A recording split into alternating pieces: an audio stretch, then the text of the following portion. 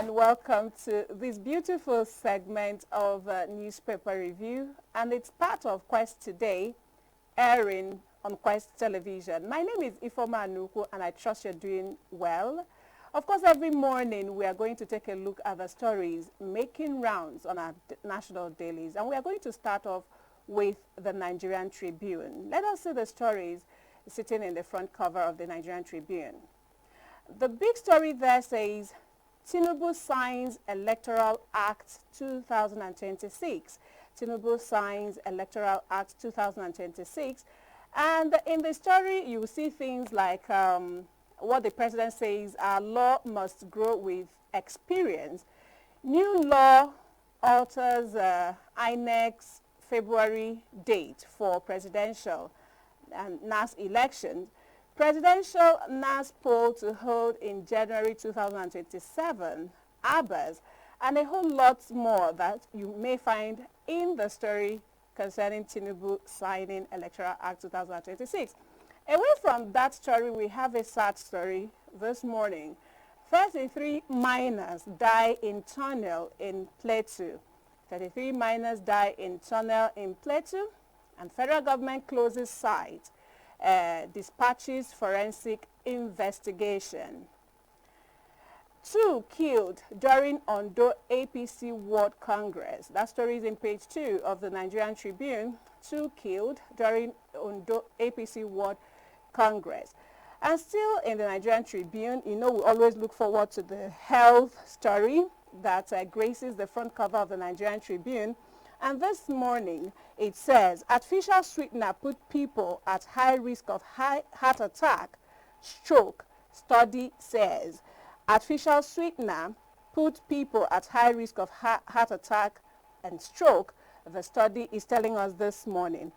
Owo church attack, witness tells court how cell phones analysis implicated alleged attackers. Owo church attack, witness tells court how cell phone analysis implicated alleged attackers. Tinubu signs executive order for direct remittance of oil, gas revenue to federation account. Tinubu signs a deal, an order, executive order for remittance of oil and gas into federation's coffers. And that's basically that on the Nigerian Tribune this morning. As we move away to another national dailies, the Punch this morning has Electoral Act 2026. Tinubu defends assent, opposition raises hell. Tinubu defends assent, opposition raises hell. PDP, Labour Party raise red flags. Tinubu defies protests as APC predicts credible poll. That's the big story on the Punch cover this morning.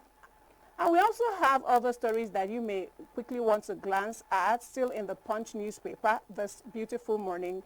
And the stories say ICPC grills El-Rufai after EFCC release. ICPC grills El-Rufai after EFCC release. FCT poll, 3,345 beavers deployed and movement restricted. Also, widow, late Nigerian boxers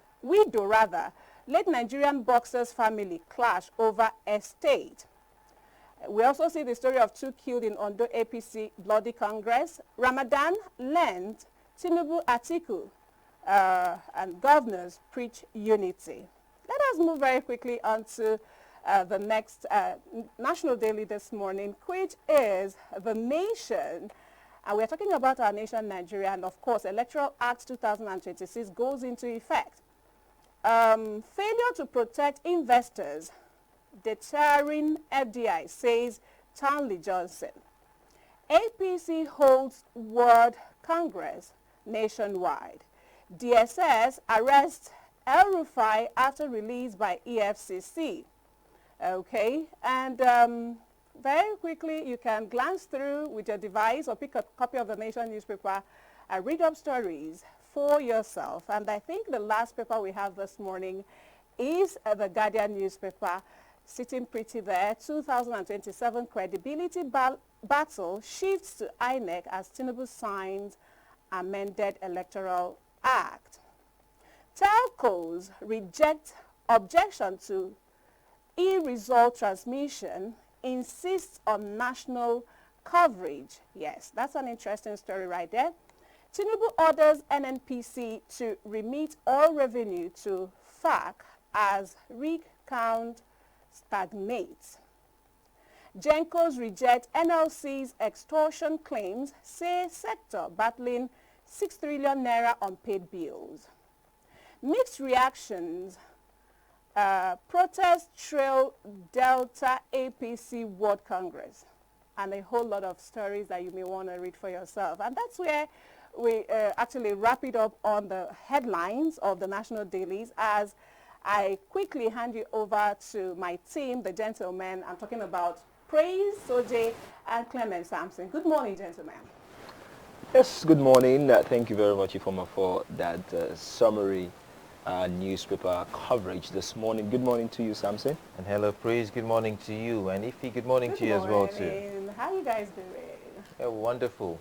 Okay. All right. So, well, it's no longer news that President Bola Tinubu has signed the Electoral Act 2026 into law. And at this point, we can say we're ready to go into the election. Exactly. That's the right response. Thank you, Samson. And then, of course, we know that this is Nigeria. This is democracy. The opposition figures will actually say something. Like some PDP and the Labour Party are raising red flags. In fact, even the telcos have said that. Quite interesting. Quite interesting. Quite interesting. So if the telcos are telling Nigerians that even a 2G network can transmit results electronically, then where did the Senate get their base from? Now it's time for us to watch and see what is going to happen. Now, one of the headlines said credibility battle shifts to INEC. So now it has shifted from the House of Assembly. Now people are now depending on INEC now to help them out by making sure that there's a credible election. You know that demonstration, INEC, we've got our eyes on you. Yeah, right. It's time now for Mr. Josh Ampitan to show himself. Well, INEC, it's up to you, and that begins this Saturday at the FCT polls. That's the council election. I will say have that headline on page 7 of the Punch newspaper this morning, telling us 3,345 beavers deployed, movement restricted, as reports gathered have revealed to us that the area council election in Abuja, all the security for units in Nigeria, from the police to the DSS to the Defense Corps to the Army, all of them are ready to ensure that the FCT polls is credible. And I don't know, I saw a video, I don't know if you guys seen that video yesterday, where a PDP candidate in Abuja for this election, chairman for this election, actually stepped down for an APC candidate. Oh my. And the FCT minister was right there. And when it was time for him to cheer the crowd, he was saying PDAPC, PD. Quite funny. I don't know, maybe if I get the video, I'm going to share that video to you guys. It is quite remarkable. It is such a, I don't even know the word to even give it, but it's negative. Okay, so it's from frying pan to fire for El-Rufai, as the EFCC has finished with him, and now he is now in the custody of the ICPC.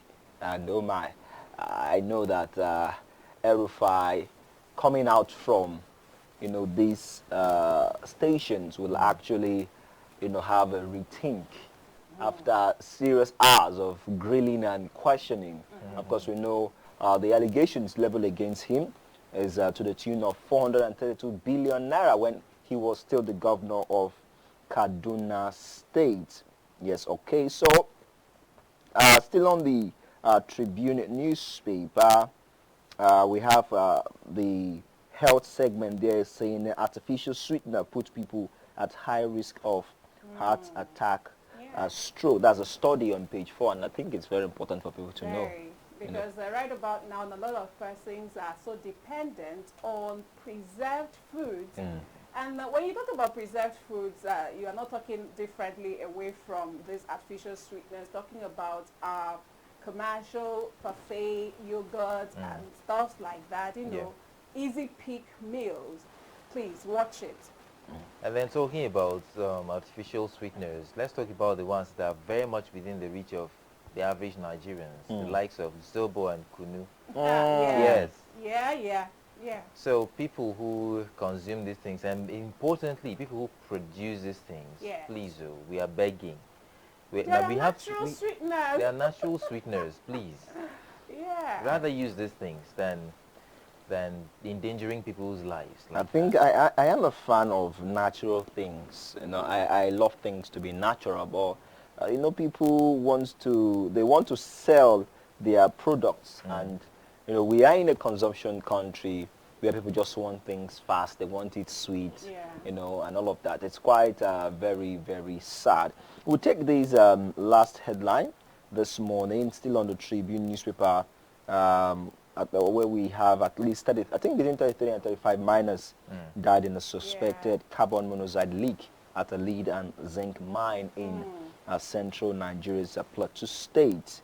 Well, according to reports, the tragedy is believed to have happened just before sunrise at a site outside the town of Wase run by the mining company Solid Unity Nigeria Limited. Toxic gas is believed to have built up underground in poorly ventilated tunnels, causing workers to collapse just before the end of their night shift. So sad. I mean, when people are rounding up their daily activities, thinking, you know what, I'm going home, I'm going to rest, and the tragedy struck. Talking about federal government dispatching forensic investigation, awesome. But I also want to ask if companies, you know, the mining companies put hazard, you know, consider the safety, the welfare of their workers in place. Now it is said, now the company itself, the mining company said they had considered that mining site to the community, that they had laid their hands off it. So those people who died were artisanal miners, okay, not really, they were not under any umbrella, any recognized umbrella. Now what rather worries us here right now is, though the Minister of Mines and Solid Minerals, Dele Alake, he has tried. Track records show that the mining industry so far has been performing very, very well than previously. But this shows that there is still a whole lot of work to be done, because for the fact that that site has been left by the company, and then we're still having people go there and mine illegally, these mining marshals have got to be on ground most times to secure those kind of sites, to prevent people endangering their lives like that. Anyways, may their souls rest in peace, and we wish their family the strength to go through this difficult situation. This is where we wrap it up this morning on the papers. You can visit any of the dailies or go online and grab a copy of any of these papers and get yourself acquainted. Up next is the big story this morning. Of course, a lot to talk about: the president signing the Electoral Act into law, and then on what's trending, we'll take a look at some of the top stories people are talking about right now in Nigeria, with the lady, you know, dying and leaving a very